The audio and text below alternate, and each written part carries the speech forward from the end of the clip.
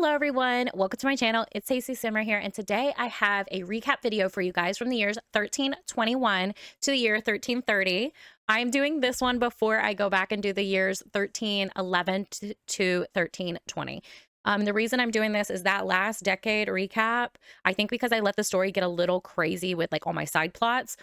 When I thought about doing that decade recap, I was like, I don't want to do this because the first time I did it, I went back and watched every episode, made notes, and it took me like 2 weeks to prep that first recap video for 1300 to 1310. And that's not me. That's not something I enjoy when I'm playing Sims. And it felt like work and I didn't want to do it.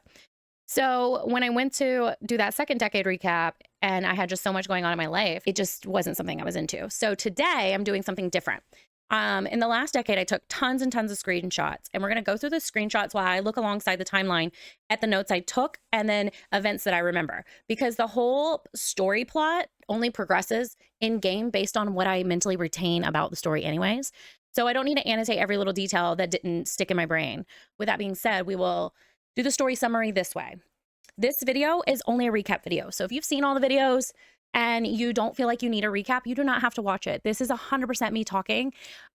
So do not expect gameplay at all. The next video will also be a recap video from the prior decade, and the video on Saturday will be a family tree video. So if you don't watch the next two recap videos, you'll be fine, but I do think you should watch the recap of the family tree on Saturday so you can see where we are. The video might post on Sunday just because I'm not quite done with the family tree. But yeah, the video this weekend, the family tree video, highly recommend anyone who's been following along the series and needs to know like where certain family members are, what's going on with them. That would be the video to watch because I'm going to do like a family recap. This is a story recap. All right, so expect me to be long-winded. I'm talking as much as I can. I'll be planning to do very little editing to this video, so just beware. You guys know I'm a storyteller. I definitely like to talk, and yeah, we're going to get into it. If you don't like that, this is not your video. So we are starting off in my first photo, and I'm looking at my notes for the year. So in 1320 is when Tiara Gothic got her magic back, and Frederick proposed to her, and she decided to step down from being a lady and become the farmer's wife of Frederick. Well, he's also a blacksmith, but whatever. At the same time, we met with the prince. This is Prince Augustine, occasionally called Prince Augustine. His original name was Augustine. Prince Augustine and Princess Tarn and the Queen were refugees in the castle in Hinford-on-Bagley in their countryside, while his older brother did the coup to overthrow his father, King Richard, and sided with the Dark Spellcaster Coven and the vampires. So when Prince James did all that, the Queen took Prince Augustine and his sister Princess Tarn to the countryside. We start 1321 in the royal family with them meeting up and deciding that they're going to throw a ball to unite the people because everyone in their kingdom does not believe in the royal family anymore. And because when Prince James overthrew everything and he messed up their political alliances with other people, the country just really suffered. They went through a famine, they went through a plague, and then the vampires came, and then the dark spellcasters, did sacrifices. We lost a lot of Sims in our country. So coming back, Augustine decided he spent the last 10 years in the countryside. Him and his sister are kind of very simple princes and princesses. They're not overly into the idea of the royals being separated from their people. They want to raise their kingdom up. They want to lift the people up, and they decide to throw a ball. So within this decade, we have a ball, and Prince Augustine has this wonderful idea saying, instead of me marrying a foreign princess like my brother did, and that causing a whole issue that we actually are about to enter into our next decade, Prince Augustine says, me and my sister will be marrying anyone from our kingdom at this masquerade ball. Well, so it was sort of like a carnival, right? There was 3 days of activities, and everyone in the kingdom, no matter your station, was allowed to attend. So it was like a festival. Yeah. So Princess Tarn fell in love with, well, we'll get there. So they decided to throw this festival to celebrate the kingdom of Avalon and support the infrastructure of Avalon and trade. So instead of importing a bunch of things, they want to focus on using things and people who have the skills within their country and just trying to support their country, essentially. So they make this decision to be royalty of the people and lift up Avalon. So here is a photo of Frederick with their crazy horse Dawn and Hoya's spirit looking on. We spent some time in Alder Farm in the first couple years because Frederick finally marries his one true love soulmate, Tiara Gothic, Lady Tiara Gothic, who is a spellcaster. So we now have magic in our family line. He also says that he wants to open up a smithy because his true passion is blacksmithing, but he does, as the heir, take over the family farm because their farm is one of the only surviving farms in the outer skirts of the kingdom. Side note, I am going to draw a map of our kingdom so you guys will have it as a reference, and I will also share that in this weekend's video whenever we do the family tree. So you'll want to see that soon as well. So the way the kingdom works, I've mentioned this before, Windenburg is kind of like our port capital city. So we have like the islands where the castles are, and then there's the port, and then the farmlands of where the Alder village is, and then further on out, like a week's journey, is our countryside, like our rolling hills, and then beyond that is our enchanted forest, magical woods, whatever you want to call it. That is where the magic realm is, and Glimmerbrook. Glimmerbrook is a part of the kingdom of Avalon. So basically those three worlds in the Sims I am using as our kingdom. And the only kingdom that has active magic in it, and spellcasters, they all originate from the magic realm through that portal. They all came through that portal. All the bloodlines come from this area. So we deal with a lot of magic in our kingdom, but other kingdoms don't. Some kingdoms deal with werewolves. Some kingdoms deal with a heavy vampire population due to actually spellcasters. So it's kind of our fault, our kingdom's fault. Well, yeah, I mean, essentially the citizens from the magic realm are technically foreigners as well, but they come into our world through our kingdom, so they become citizens. So Tiara comes from a long line we call the Gothics. Her father is Mortimer Gothic, and her mother is Bella Gothic. Tiara is also a twin, and her older brother, Lord Roderick, was married to the late Princess Eleanor.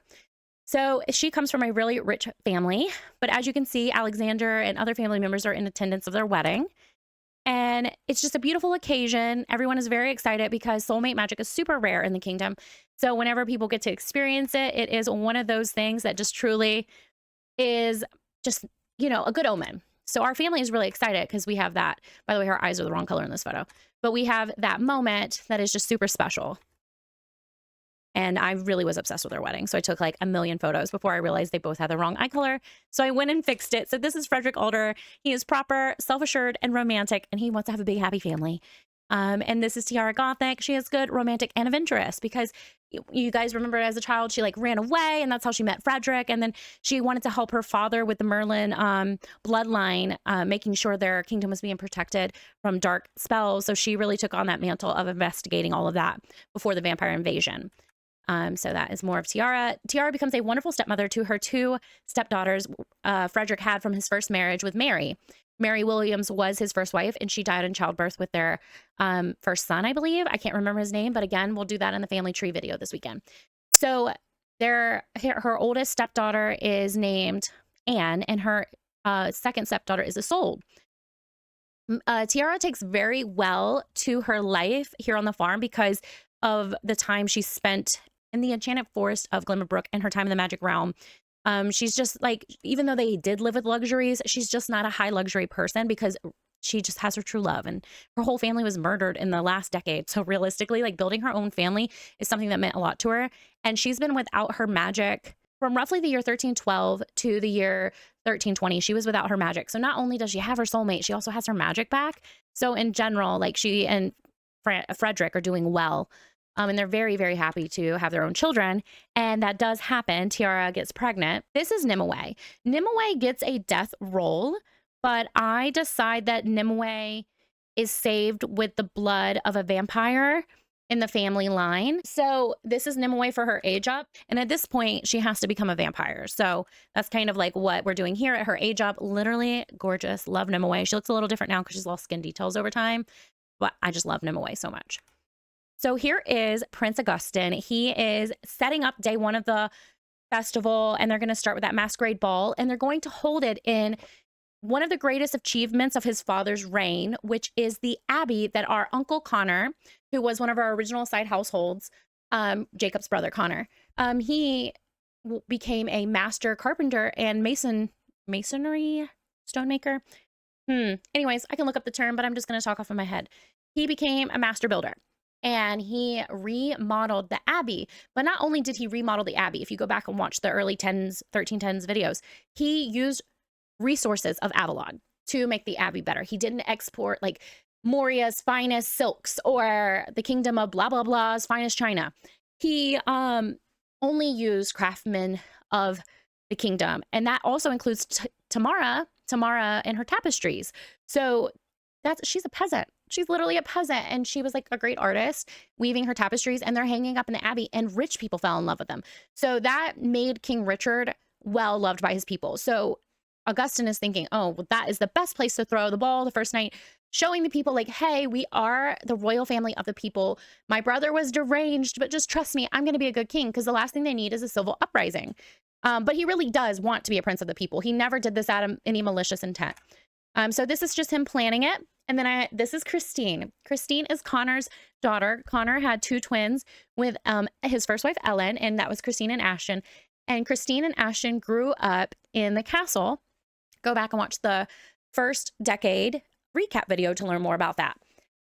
So Christine and the prince kind of grew up as younger siblings together, not in a weird way, but they grew up together, and they always had crushes on each other, Christine especially.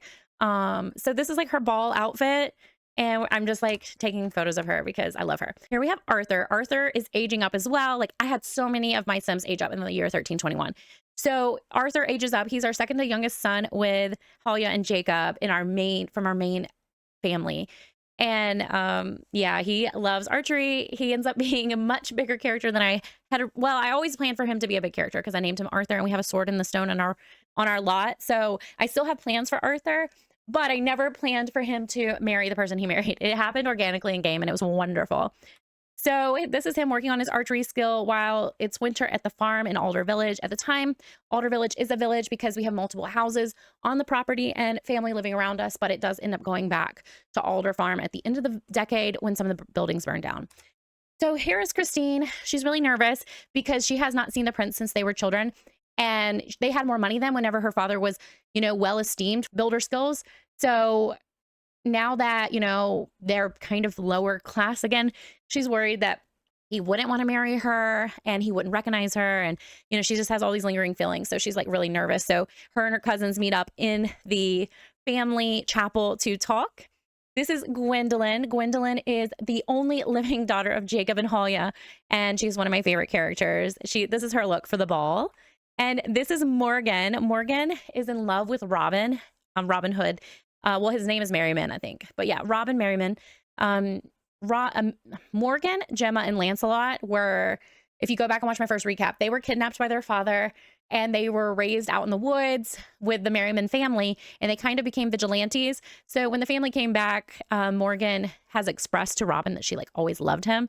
And he kind of, since he had a crush on her sister who passed away, he's kind of like, I've never seen you like that. But she's hoping she can like steal his heart at the ball because she's like grown up and she's a woman and all the things. So the girls are kind of just like talking about their dreams for this like wonderful masquerade ball. So that is what's going on there. This is Christine at the ball. She is very tipsy. Like she was having a grand old time. And so Prince Augustine and her like met up. They approached and talked outside for a bit, and he did recognize her. So that was wonderful. And he was very happy she was there.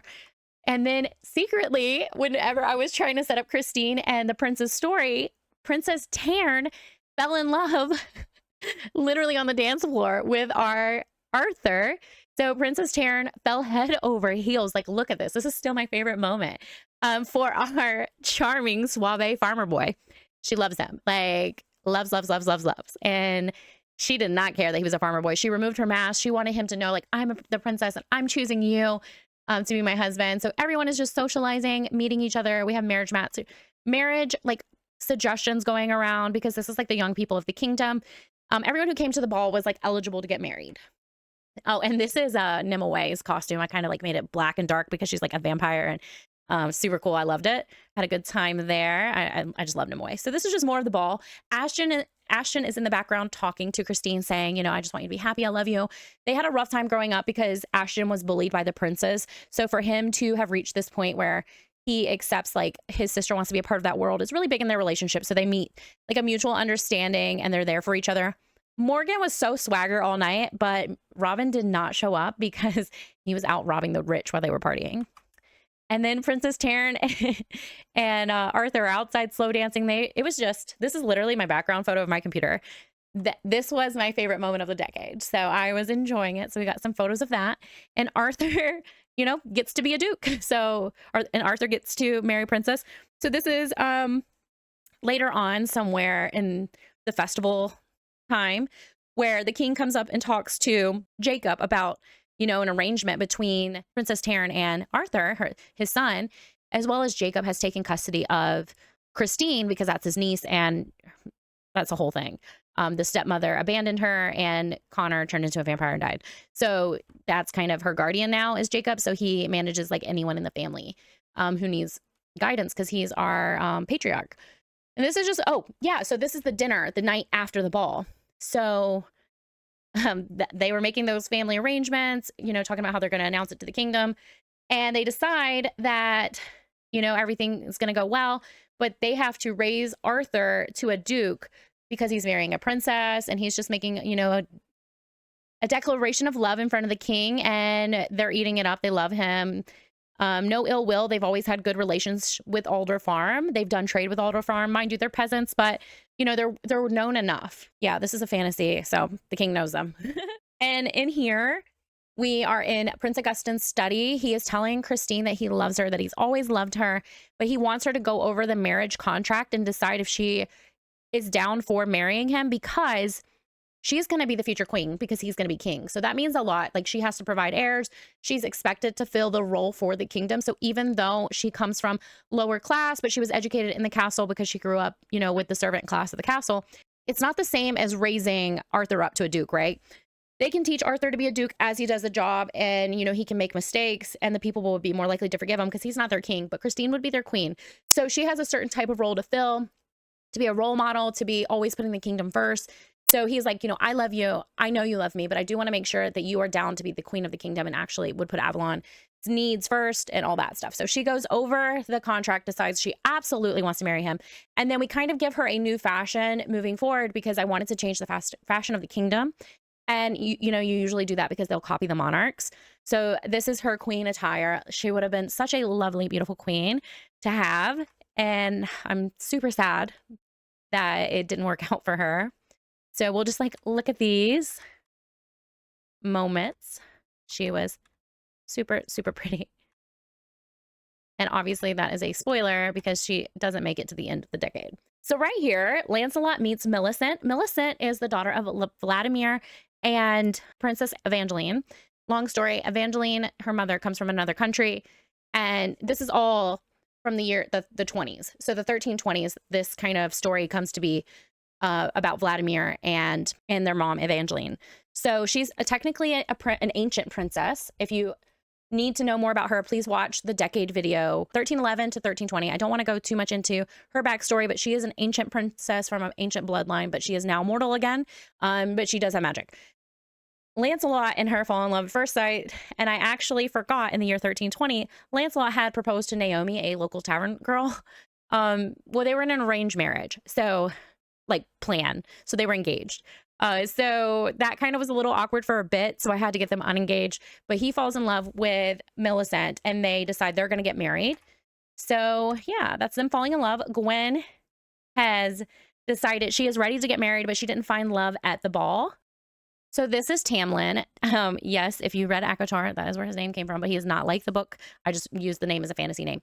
He is a vampire that Ashton uses to train the other vampires that survived the plague, and they're from our kingdom, and they don't want to drink Sim blood. They don't want to hurt people. So when Nimue is turned into a vampire, she needs a mentor to teach her how to live off of frog plasma and plasma fruit because she doesn't want to hurt her family or anyone she cares about. So her and Tamlin enter a mentor traineeship, and they quickly fall in love and decide to promise their immortal lives to each other.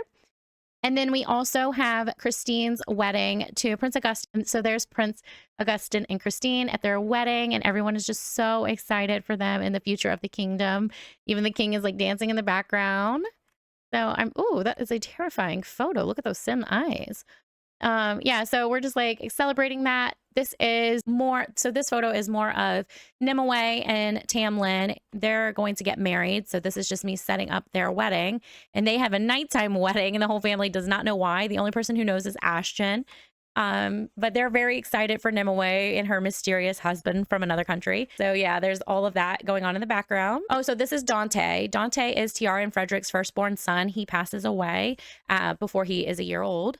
Here we are at Princess Taryn and Duke Arthur's wedding. So this is just going well. Everyone is very happy, and the family is in attendance alongside the royal family. And Princess Taryn loves her some Arthur. Ashton finally marries his one true love, who is Lady Adelaide. She is the daughter of Princess Eleanor and Lord Roderick Gothic. And she is a cursed spellcaster. You can learn about her curse in the first recap video, and I'll go over it again in the second one. So in the 1310s recap and in the 1320s, you'll learn more about Lady Adelaide if you haven't already. But Ashton and her have a private ceremony since they are very private people. And this is Lancelot and Millicent's wedding. Their horse is Wiley. I can't remember his name, but he is 100% a part of the ceremony and is absolutely hilarious. At their wedding, Morgan finally caught the eye of Robin. And Robin finally proposes to Morgan, and she is so happy. And look at Tamara in the background. That is Morgan's mother. And she's not too happy about this because Morgan has been pining for this man literally since she was a child. So Tiara is not all that impressed, but they end up still getting married there that day later on because their whole family is already there. So it ends up being a whole family affair event with multiple weddings. And they have a good time. This is Nicholas. Nicholas's eyes are green. I'm going to have to change their kids' eyes. Okay. So this is Nicholas. He ends up marrying Gwen through an arranged marriage. Nicholas is from another country. So he is an immigrant in Avalon, and Jacob has decided to offer him a marriage contract with his daughter Gwen because he seems like a really nice guy, and he offers them a little cabin here in Alder Village, and Gwen is very happy. She thinks he's handsome. They hit it off very well. So because it's the dead of winter, we have a wedding here in the little chapel in Alder Village. Later on in the decade, Anne Alder ages up to a kid, and she ends up being a kleptomaniac, and I love it because it's like, hey, I haven't played with those in a while.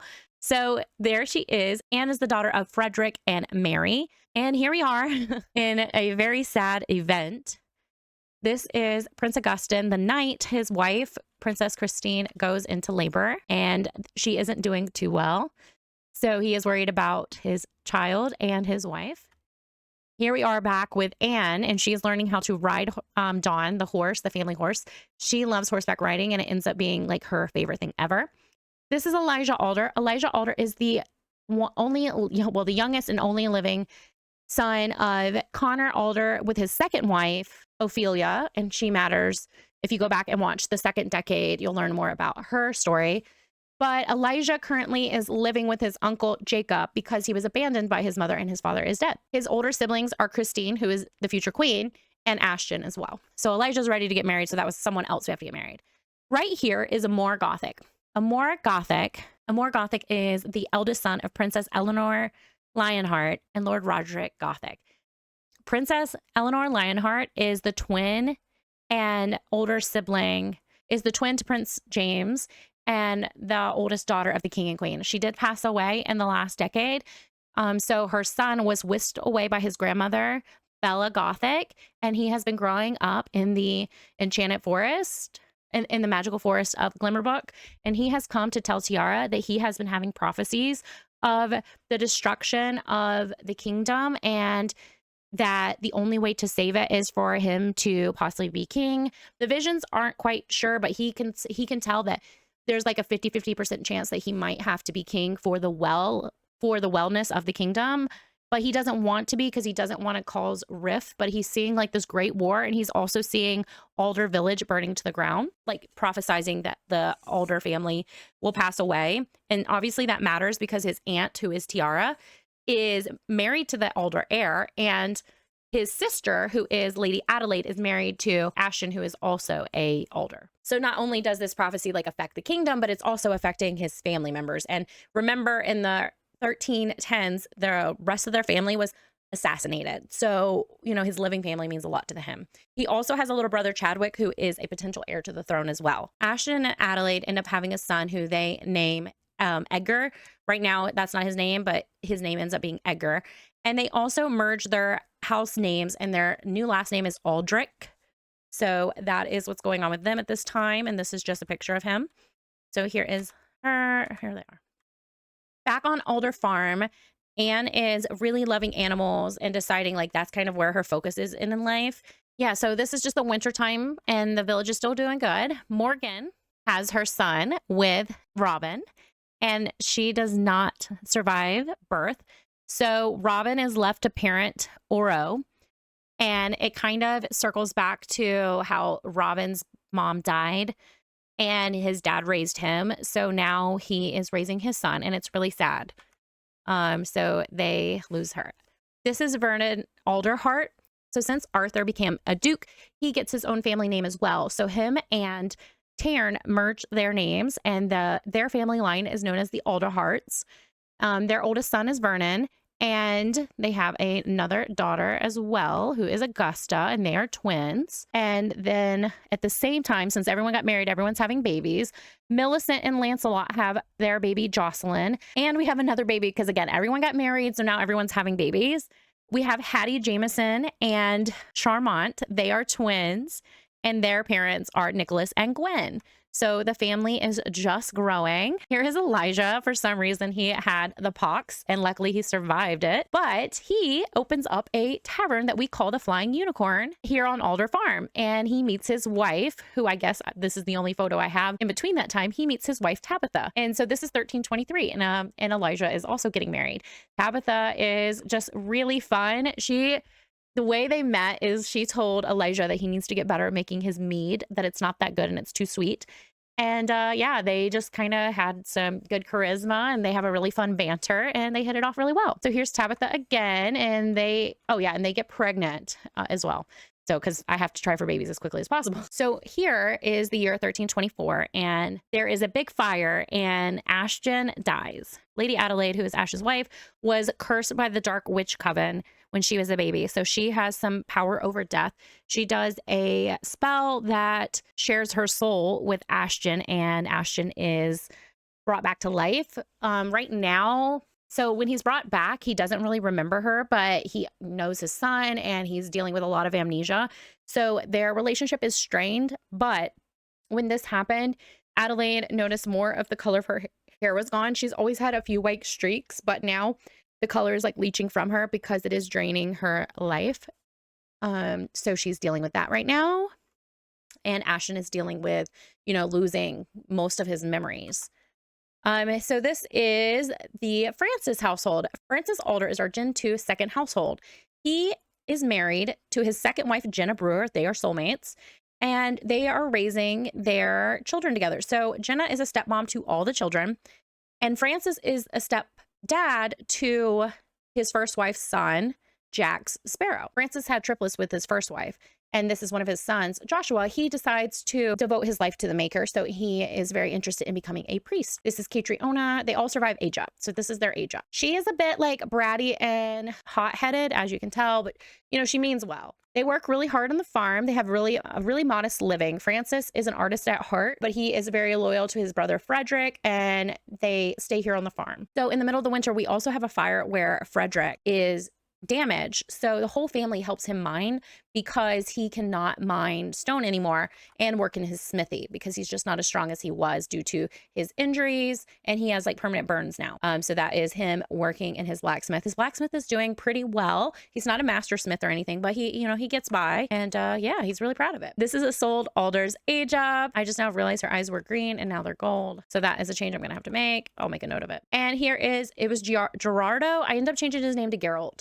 So this is Tiara's first living son with Frederick, and this is our Gen 3 heir male right now. He is still currently alive by the end of the decade. Here's Anne again, just really honing her horse skills. She is definitely an animal person and she loves horses so much. So, and then Isolde takes on a more traditional role, and she also takes on milking the animals and grooming the animals, but she doesn't really do any of the gardening, and she makes clothes. So that is her favorite thing to do. And here is Frederick loving on his baby, Geralt. And I just love that moment. And here he is introducing Gen 3 to Gen 1. So we have 1, 2, 3 right here in this photo. I'm really happy Jacob was able to make it around to meet his first grandson through Frederick. I mean, he has other grandchildren with his other children, but this is his first grandson through Frederick. Here's Alexander Alder. Alexander is the youngest son of Jacob and Halia. He has finally aged up, so we have to get him married as well. And that is his age up. Here is Ashton after the resurrection. I just want to show you guys his hair is all white now. Lena Mackenzie is one of the Sims I put down in the house, and she ends up marrying Alexander. Jonathan Alder is born to Elijah and Tabitha. So this is him. Princess Taryn has triplets. Oh, and I don't know if you guys noticed how many times in my game I have twins and triplets. Oh, there was a setting in my MCC and I didn't know it. So I'm just saying it was a quality of the magic in the kingdom, but it's been fixed, and it shouldn't happen as much as it does, because I feel like every other pregnancy is a multiple in my game, and now it's not. So that's been fixed. Princess Taryn had triplets. They did lose one of their triplets, so that was really unfortunate. So she wears black in honor of the loss of Christine, her brother's wife and beloved friend, and all of their children, and the fact that, you know, her brother has sworn off marriage and, you know, all that. So she wears black in mourning because she just sees the loss that the kingdom is experiencing.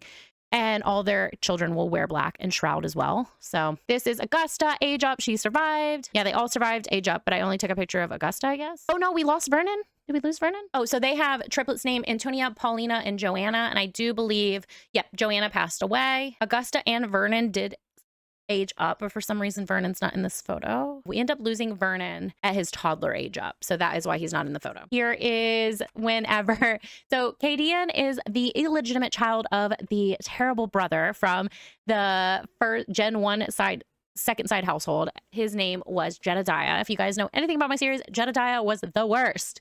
But he made for really fun episodes in the first decade that I am like, regardless of the quality of the video, I really feel like people should go back and watch it because it's crazy. So Cadian is the affair child, and Jacob decides to take him on as a charity case and give him some skills because of the fact that he is illegitimate. Even peasant women don't want to marry him because he has nothing to his name and he'll inherit nothing, and he doesn't have a family support system. So Jacob is like, nope, you're a part of our family. We claim you. We'll take care of you. Give you some skills and all that fun stuff. So here we are trying to get Cadian a bride, and he ends up falling in love with this pretty lady. I do not remember her name because they're not on my charts. So he is out here. So Jacob is out here setting up this marriage for Cadian and his new bride. And they end up going to apprentice with the baker and the butcher in the town, and they live with them alongside them, and they have a child. So they're doing great. Here is Lena. Lena, this is where Lena and Alexander meet. I know I showed you guys Lena a few slides ago because that's when I made her.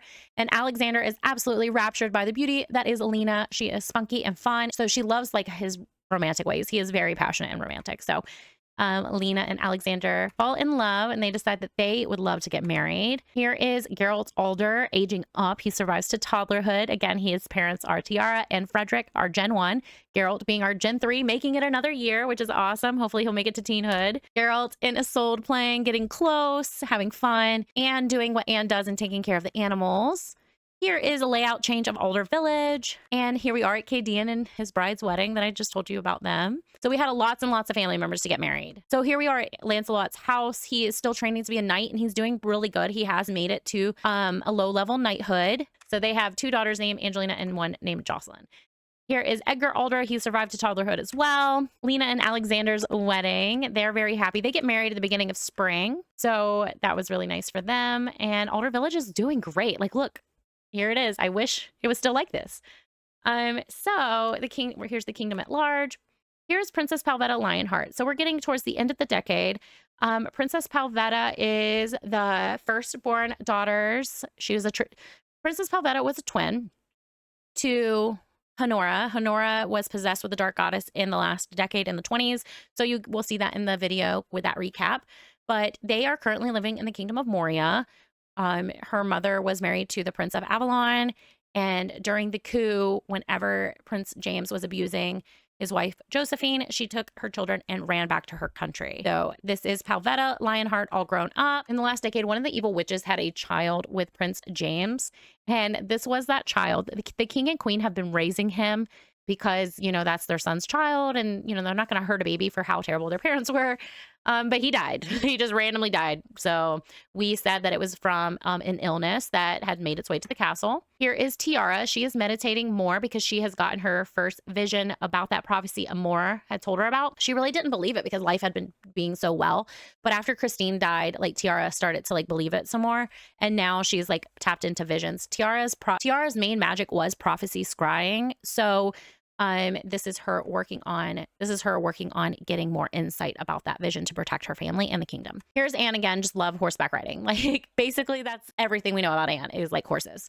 The blacksmithery is doing good. So Tiara does end up getting a vision, and she realizes that she needs to take some time to study with other prophets in the magic realm. So she tells Frederick that she needs to leave, but they just had a baby, or they're about, yeah. So they just have another baby.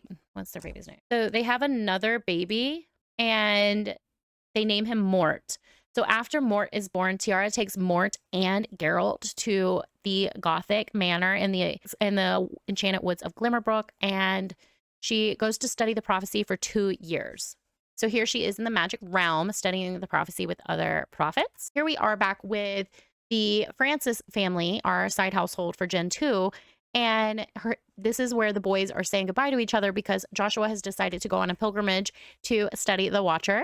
Usul here taking care on the farm, and Frederick fishing, even though he hates fishing. He literally hates it, even though his grandfather was a fisherman, Halia's dad. But he, you know, periodically will go fishing because he misses his mom. And that's something they used to do to connect. At nighttime, Ashton is still hunting down vampires that were resistant to like trying to acclimate and be good vampires for the kingdom.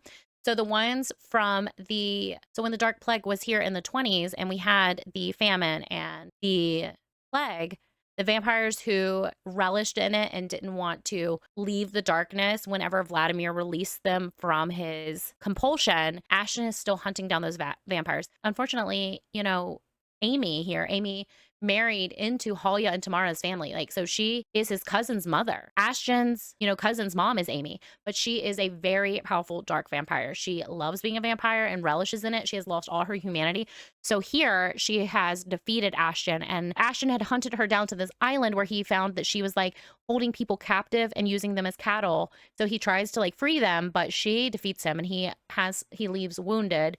And so that's still going on in the background. And he makes her, so she uses her magic to make him forget about where they are and what she's doing because she is so powerful. So here is King Tristan Husan. He is the king of Moria. He is the younger brother of Princess Josephine, who married Prince James of Avalon. So we learn more about them in the first 2 decades, but this is Tristan. He is the king of, so now that he's king of Moria because their father is dead, he is currently campaigning for his sister's children's rights to Avalon. The kingdom of Moria is very old and so vast that it is almost an empire. The kingdom of Avalon is not as old in comparison, especially with the Lionhearts in power. The Lionhearts and Husan's family have a different line of succession rules. So in Moria, the firstborn son inherits, and if the king is still alive when the firstborn son gets married and has children, even if his son died, then his grandchild would be the heir. In the kingdom of Avalon, King Richard Lionheart had his son James and Augustine, and now he actually has 2 other sons who are toddlers, and I don't know their name right now. So when James died, even though James had a son, James was still a prince and he was never named. So even though at the time James died, he was the king's heir, the king is still alive. So the king names Augustine his heir because that's his next living son. He doesn't name James's son heir because that's not how Kingdom of Avalon does it. And I know this sounds confusing to a lot of people, but the reason I did this is we're about to enter into a 100-year war. And usually like succession issues are the reason why people go to war. So I was kind of using that as like part of the plot. So King Hassan of Moria is advocating for the rights of John to Avalon because he would like Avalon to join his empire. And what better way of that than putting his nephew on the throne? And in their kingdom, this is their right of succession. So this is him. This is his older sister, Josephine, who was married to our prince of Avalon. And she is a little bit older. Again, here's Palvetta. And here is King Hassan on his throne. So we have a fire that happens in the Flying Unicorn in Alder Village. And Jenna goes in to save her stepson, and she unfortunately passes away from the fire, and so does her stepson, Jack Sparrow. So the family loses them, and here is Frederick consoling Isolde because she and Jax were really, really close cousins. Here is Mort Alder. He made it his age up to he survived his age up to an infant. Here's Chadwick Gothic. He is the youngest son of Princess Eleanor and Lord Roderick. Here's a more Gothic, their older son, again, potential heir to the throne. And here's Geralt Alder. He survived his age up to a child. So our Gen 3 is officially a child. Here is a Moor studying magic because we bring Geralt to the magic realm with all the Gothics to bless him because his mom is Tiara Gothic, as you guys know. We bring him to the magic realm to bless him, to keep him safe, and help him activate his powers now that he's a child. So here's a Mort doing some spell potion making, and he's kind of hiding out because he knows in this prophecy, basically, if Prince John of Moria and Prince John of Moria and of Avalon, when he finds out, the visions are all clear from all the prophets. When Prince John finds out about a Moor, he will attempt to kill him. It doesn't say he will succeed, but he will attempt. And it will be the catalyst of the war starting. So Amor is trying to stay here in the magic realm because he doesn't want anything to happen. He wants to prevent this from happening. Here is Frederick whenever the family comes back. So when Tiara brings the boys back and to tell the family about, what's going on and everything in the prophecy and what they can do about it, because the prophecy is for certain, no matter what, half of the Alder family will die if the kingdom goes to war. So it's kind of like which half, and they're kind of realizing, well, it makes sense that half of it's going to die because half of our kingdom is aligned with the Lionhearts because Arthur married Princess Tern, and then Tiara married Frederick, and Tiara's a Gothic. So it just boils back down to that Gothic and Lionheart feud that's been going on since the 1200s, as well as now Moria's in it because they feel slighted about John not being named heir after his dad passed away, Prince James. So here is Frederick just loving on his son, all grown up, and just really happy to teach him about farm life. Here is Geralt meeting all the animals on the farm, and he also starts horseback riding on Dawn as well. Since our second household, Francis loses his wife Jenna in that fire we just talked about, and then his one son goes off on a pilgrimage, and he also loses his stepson in that fire. He decides that he will ask his Aunt Tamara. He decides he's going to ask his Aunt Tamara if she will take on his daughter Catriona as an apprentice in her business because she is a fabric maker, a seamstress, a tapestry maker. She is master of threads, as you would say. So Catriona is going to learn how to do this since with her stepmom Jenna, she would often make thread anyways. So now she is going to learn more skills and live here so she can have a skill when she grows up because Francis doesn't want her to be dependent on anyone. And this is Tamara and Calvin's Tamara and Calvin's only daughter, and she will essentially be like a pseudo mother for Catriona. I can't remember her name on the top of my head because she's not a family member on the Alder side. She's Halia's niece. So here's Francis. And Catriona is really excited to be staying with the ladies, especially after her stepmom dying. She was really close with her stepmom, so it's kind of good for her to have this opportunity. And here is Francis saying goodbye. They live around the corner, but it is going to be really hard not to see his little girl every day, even though this is what's best for her. So as we were talking about earlier with Elijah's mom being Ophelia, Ophelia is Connor's second wife. She took all the money in the 20s when the vampire plague happened and left the children at Alder Village and ran away. Ophelia went to Moria and married this man right here whose name is Ark Washington. He is a lord of Moria and cousin to the king. They had a son named William who is currently engaged to Princess Palvetta of Moria and technically of Avalon. So Ophelia is coming to Avalon again with her new family, and she reaches out to her only living son because she did have two with Connor, but one died during the plague and the famine because they couldn't afford food because she took all the money. And she is trying to make peace with Elijah because she misses him. And she was like, I was young when I had you guys, and I was scared when the vampires came. And, all those things. She had all the excuses in the book. And Elijah's like, yeah, well, we were young, Mom, and you abandoned us. And I have a wife now with two children, and I want nothing to do with you.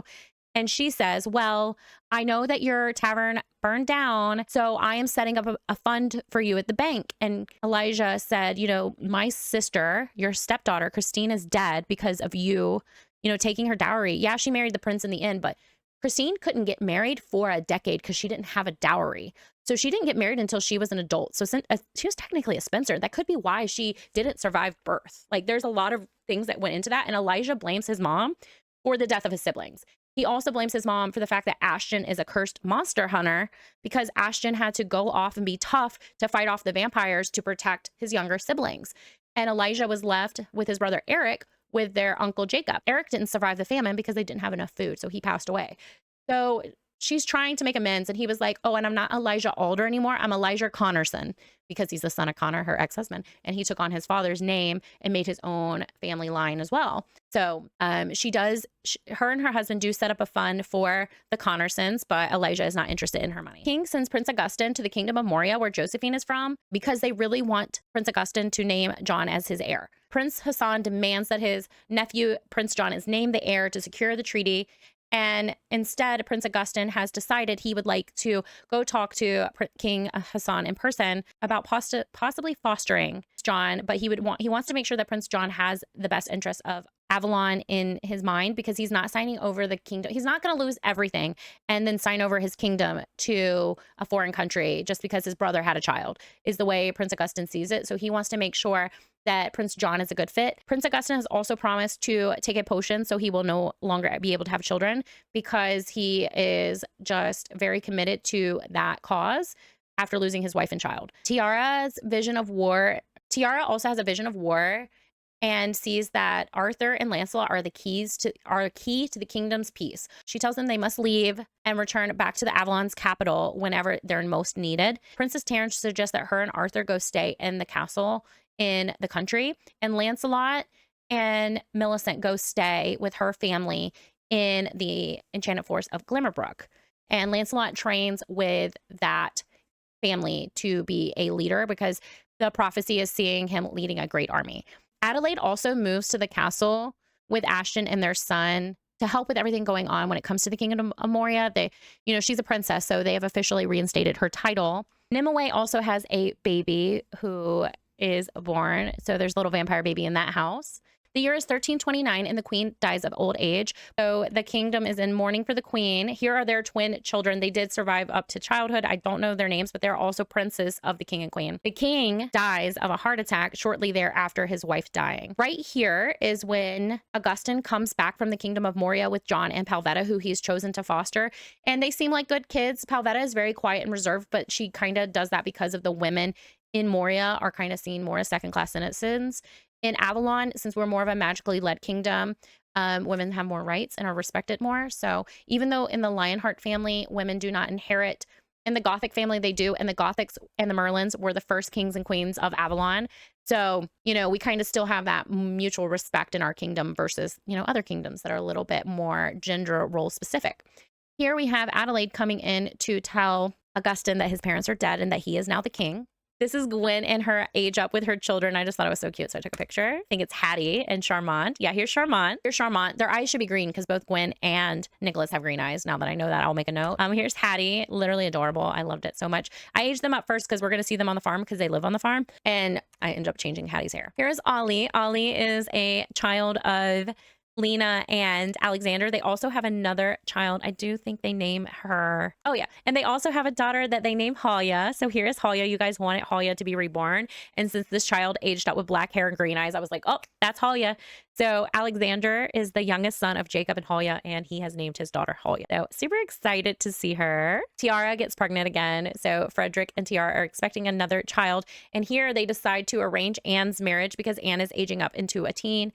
And over the years, over the last decade, Frederick talks a lot to his daughters about what would they like in a marriage match, because he has 2 daughters from his first marriage he has to save dowries for. And Anne has always said, I just want to be able to ride my horse and take care of my horse. I don't really want to marry up. I don't really care. I just want a man who will respect my wishes and wants. So Frederick relays that to Tiara because Tiara is a lady, or she was a lady, and she's well connected. So he's hoping that she might know somebody who is looking for a bride and that Anne would be a good fit for. Isolde is not aged up to a teen yet. She will in the next decade, but she would like to marry up in class. So as a blacksmith, Frederick is trying to save 5,000 to 10,000 simoleons for his daughter's dowries. So here is Anne, and we're about to do her age up here. And there she is, Anne Alder. She looks really a lot like, she's like her mother's coloring, but she looks like Halia and Jacob. She really does have those Alder features. So here she is in her everyday wear, and I just have a good time with her because we have a Gen 3 teen now, which is very exciting. And here Frederick is telling Anne about how Tiara had heard about this master of horse who is well renowned throughout the kingdom for breeding very amazing horses that we use in military and, you know, luxury horses. And he lives out in the country of our kingdom in Henford on Bagley, and he has a little horse ranch out there. So he's telling her that so Frederick is telling his daughter Anne about how Tiara has made an arrangement with him as long as Anne agrees and they find each other attractive when they meet, or well enough attractive that, you know, they're going to be planning a marriage in the next season. And Anne is here for it. She's like, look, you're telling me I get to surround myself not with just my horse, because all she ever imagined owning was one because they're so expensive, but she gets to like raise horses. She loves it. She's like, he sounds like a great guy. So she's very happy. And here she is horseback riding, celebrating. She's just really happy. You know, she never thought she would have a soulmate match because her mom wasn't Frederick's soulmate. So her mom wasn't her dad's soulmate. And even though her dad does have a soulmate, it doesn't mean everyone gets that magic. So she was very happy with her match, because that doesn't mean you can't be in love and can't have, you know, true love with your husband. It's just soulmate is a magical soul connection, meant that you were always meant to find each other in every life. And that doesn't mean in this life she can't find her match. It's just more of a catalyst so soulmate magic is more of a catalyst for people who are going to have epic love stories in the game. That's how I'm doing it. But it doesn't mean other people don't have true love. It's just different love. So there she is off on a horse run. Here's Edgar. He did age up to a child as well with Ashton and Lady Adelaide, and he lives in the castle. So he is getting a title of Lord Edgar. He is getting a lordship. So his name is Lord Edgar Aldrich. I haven't changed his last name. I forgot. Adelaide is King Augustine's niece from his older sister. So he bestowed a lordship on Edgar. So here's Edgar. And here we are at King Augustine's coronation, and it is a very sad affair, because everyone in the kingdom knows that he will not have a queen. Everyone knows that he will not have children, and that basically he is a placeholder to keep the kingdom afloat until he names his heir and dies. So it's a really sad affair. He's here in his dad's chair and his dad's crown, you know, and just kind of like, it's sad. His brother really ruined the kingdom, and everything could have been different had that coup never took place in the 1320s. With Prince James. So Prince Augustine, now King Augustine, is kind of left picking up pieces of a kingdom that's just been scarred. The Lionheart line overthrew the Gothic line in the 1200s because the Gothic line eventually got crazy. Not Tiara's family's part of it, because they were the cousins of the Gothics that were in control, but the royal Gothics, you know, they just kind of got to a crazy level of power. So King Augustine's great-great-grandfather overthrew them, and the Lionhearts always wanted to take care of the people. That's why they overthrew them. But Prince Augustine feels like the Lionheart line is cursed, and he doesn't see it. He and John, so he and his nephew John, who he's been fostering, have like a jokester relationship, and like everything's fine with them. He doesn't think John prioritizes Avalon, but he doesn't think he's a bad kid, and he's not. Like, even though the prophecy I'm telling you sees him attempting to kill him more, it's not clear. It's a prophecy, so nobody would know why he attempts. They just know when Prince John learns about Amor, there is an attempt on Amor's life that comes from John. That's what they know.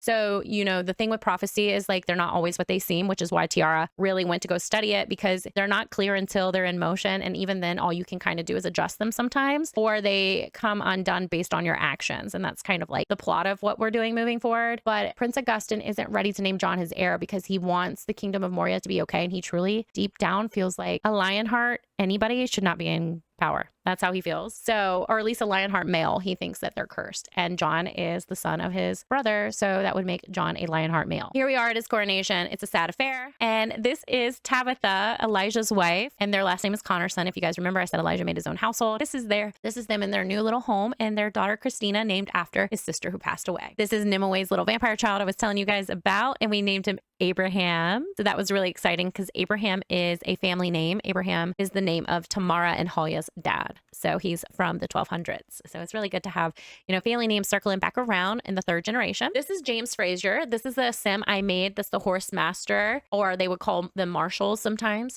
He is the horse master who Anne will be hopefully marrying.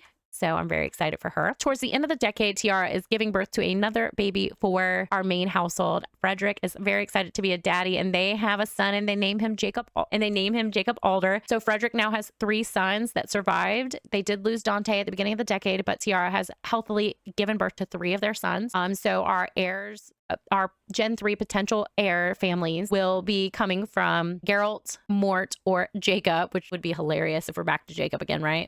So this is Jacob, and that is where we end the decade. The country has a new king.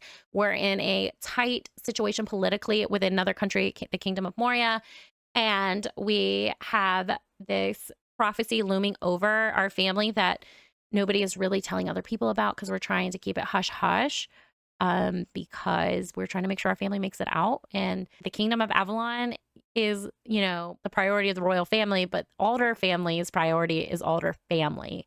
So I'll just leave it at that. I hope you guys don't hate the way I did this wrap up. The next video will be the wrap up I owe you guys from 1310 to 1320.